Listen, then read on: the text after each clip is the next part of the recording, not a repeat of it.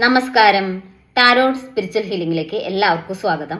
അപ്പോൾ നമ്മൾ ഇന്ന് നോക്കുന്നത് നിങ്ങളുടെ പേഴ്സന്റെ കറന്റ് എനർജി എന്താണെന്നുള്ളതാണ്.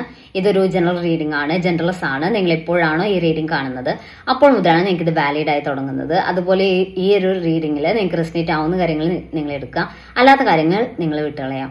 അതുപോലെ ലവേഴ്സ് ആയിക്കോട്ടെ, ഇഷ്ടമായിട്ടുള്ള അഫെയറുള്ള ആളുകളായിക്കോട്ടെ, എല്ലാവർക്കും ഈ റീഡിംഗ് എടുക്കാവുന്നതാണ്. നിങ്ങൾക്ക് പേഴ്സണൽ റീഡിംഗ് ആവശ്യമുണ്ടെങ്കിൽ മുകളിൽ കൊടുക്കുന്ന വാട്സ്ആപ്പ് നമ്പറിൽ കോൺടാക്ട് ചെയ്യാവുന്നതാണ് കേട്ടോ.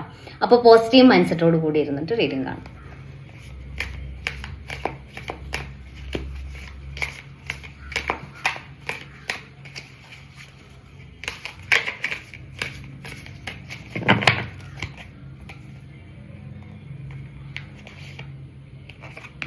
എയ്റ്റ് ഓഫ് സോഴ്സ് എനർജിയാണ്. ഇവിടെ നിങ്ങളുടെ പേഴ്സൺ കംപ്ലീറ്റ്ലി അവരുടെ മനസ്സിൽ നെഗറ്റീവ് തോട്ട്സുകളാണ് ഉള്ളത് എന്നാണ് കാണിക്കുന്നത്. അവർ കൺഫ്യൂസ്ഡ് ആണ്, അല്ലെങ്കിൽ അവരുടെ മനസ്സിൽ എപ്പോഴും നെഗറ്റീവ് തോട്ട്സ് ആണ് വരുന്നത്. ഇത് ഫ്യൂച്ചറിസ്റ്റിക് ആയിട്ട് കൊണ്ടുപോകാൻ പറ്റുമോ, ഈ റിലേഷനിൽ മുന്നോട്ട് എന്താവും എന്നുള്ള രീതിയിൽ ഒരു കൺഫ്യൂഷൻ കാണിക്കുന്നുണ്ട്. അതിന്റെ റീസൺ അവരുടെ ചുറ്റുമുള്ളവർ ഈ റിലേഷൻ സക്സസ്ഫുൾ ആക്കി എടുക്കാൻ പറ്റില്ല, ഫ്യൂച്ചറിൽ ഈ റിലേഷൻ നിങ്ങൾക്ക് നന്നാവില്ല എന്നുള്ള രീതിയിലുള്ള കാര്യങ്ങൾ അവരെ പറഞ്ഞ് അവർക്കൊരു പേടി ഉണ്ടാക്കിയിട്ടുണ്ട്, അല്ലെങ്കിൽ റിലേഷനിൽ ഒരു തീരുമാനം എടുക്കാൻ പറ്റാത്ത രീതിയിൽ ഒരു കൺഫ്യൂഷനിൽ അവരെ നിർത്തിയിട്ടുണ്ട് എന്നാണ് കാണിക്കുന്നത്. അങ്ങനെയുള്ള ആളുകൾ അവരുടെ ലൈഫിലുണ്ട്.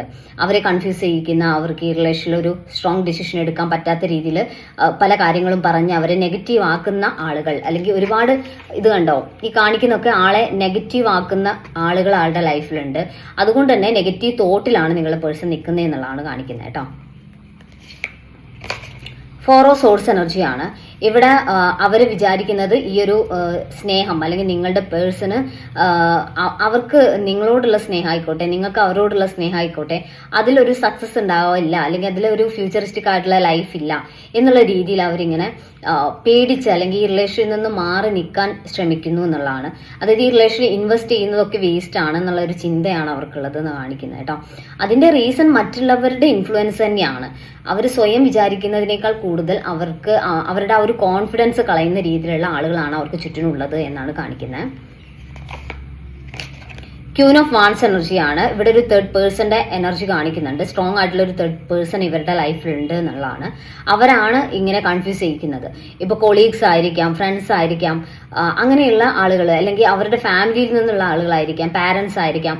അങ്ങനെ സ്ട്രോങ് ആയിട്ട് അവരെ ഇൻഫ്ലുവൻസ് ചെയ്യാൻ പറ്റുന്ന, അവർക്ക് അവർ പറഞ്ഞാൽ, അതായത് ഈ തേർഡ് പേഴ്സൺ പറഞ്ഞാൽ വിശ്വസിക്കുന്ന രീതിയിൽ അത്രയും സ്ട്രോങ് കണക്ഷൻ ഉള്ള ഒരാളാണ്, അല്ലെങ്കിൽ നിങ്ങളുടെ പേഴ്സൺ അത്രയും സ്ട്രോങ് കണക്ഷൻ ഈ ഒരു തേർഡ് പേഴ്സണോട് ഉണ്ട് എന്നുള്ളതാണ്. ആ ഒരു കണക്ഷൻ വെച്ചിട്ടാണ് ഇവരെ ഇങ്ങനെ കൺഫ്യൂസ് ചെയ്തുകൊണ്ടിരിക്കുന്നത് എന്നുള്ളതാണ് കാണിക്കുന്നത് കേട്ടോ. അപ്പം നിങ്ങളുടെ പേഴ്സൺ ഈ റിലേഷനിലൊരു നല്ലൊരു ഡിസിഷൻ, അല്ലെങ്കിൽ ഈ റിലേഷന് അനുകൂലമായിട്ടുള്ള ഒരു ഡിസിഷൻ എടുക്കാൻ സമ്മതിക്കാത്ത ഒരു പേഴ്സൺ അവരുടെ ലൈഫിലുണ്ട്. അവരെല്ലാ രീതിയിലും ഇൻഫ്ലുവൻസ് ചെയ്യുന്ന, അവർ വിശ്വസിക്കുന്ന, അവരത്രയും ട്രസ്റ്റ് ചെയ്യുന്ന ഒരു പേഴ്സൺ ആണ് ആ ഒരു പേഴ്സൺ എന്നാണ് കാണിക്കുന്നത്. സിക്സ് ഓഫ് സോഴ്സ് എനർജിയാണ്. അതുകൊണ്ട് തന്നെ ഇമോഷണലി ഈ റിലേഷനിൽ നിന്ന് ഡിറ്റാച്ച്ഡ് ആവാൻ നിങ്ങളുടെ പേഴ്സൺ ശ്രമിക്കുന്നുണ്ട്. അവരിതിൽ നിന്ന് ഒരു അകൽച്ച വെക്കാം. ഇങ്ങനെയാണെങ്കിൽ ഈ റിലേഷനിൽ ഇനി ഞാൻ കണ്ടിന്യൂ ചെയ്യുമ്പോൾ എനിക്ക് ഭയങ്കര പെയിൻ ആയിരിക്കും മുന്നോട്ടുണ്ടാവുക, ഈ റിലേഷനിൽ നിന്ന് എനിക്ക് വേദനകളായിരിക്കും ഉണ്ടാവുക എന്ന് വിചാരിച്ച് അവർ മനഃപൂർവ്വം ഇതിൽ നിന്നും ഡിറ്റാച്ച്ഡ് ആവാൻ ശ്രമിക്കുന്നുണ്ട്. അവർക്ക് അതിന് സാധിച്ചിട്ടല്ല അവർ ചെയ്യുന്നത്, അവരതിന് വേണ്ടി ശ്രമിക്കുകയാണ്. കാരണം മുന്നോട്ട് ഇങ്ങനെയുള്ള പ്രശ്നങ്ങൾ വരും, അത് വരും, ഇത് വരും എന്ന് പറഞ്ഞ് അവരെ പേടിപ്പെടുത്തുന്നതുകൊണ്ട് അവരങ്ങനെ ഒരു തീരുമാനത്തിലോട്ട് പോകുന്നു എന്നുള്ളതാണ് കാണിക്കുന്നത്. നയൻ ഓഫ് സോഴ്സ് എനർജി കാണിക്കുന്നുണ്ട്.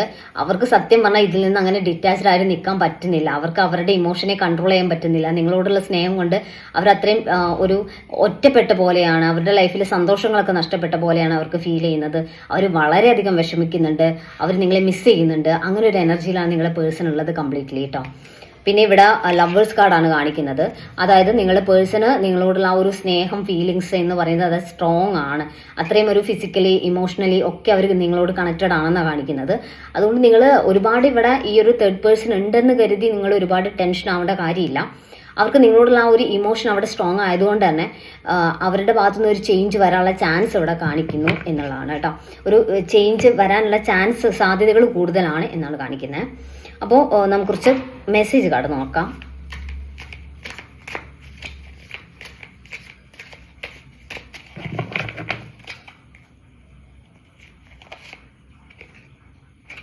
ഡിസഗ്രിമെന്റ്സ് എന്നാണ് കാണിക്കുന്നത്. അഭിപ്രായ വ്യത്യാസങ്ങൾ ഉണ്ടാവുന്നുണ്ട്.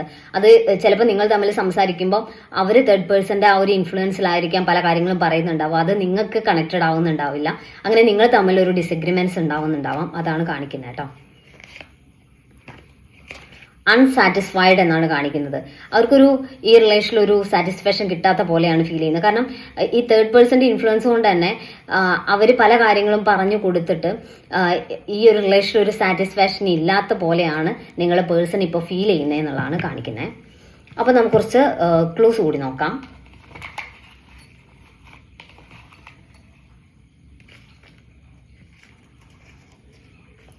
Rohini, letter Y, letter F,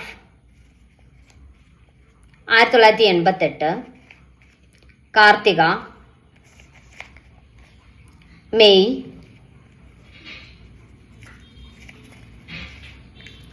Malappuram, Avittam, Chothi, പോരുട്ടാതി,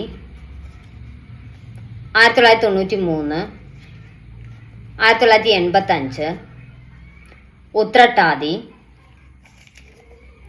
Thiruvananthapuram. അപ്പോൾ നിങ്ങൾക്ക് ഈ ഒരു റീഡിംഗ് ഇഷ്ടമായെന്ന് വിചാരിക്കുന്നു.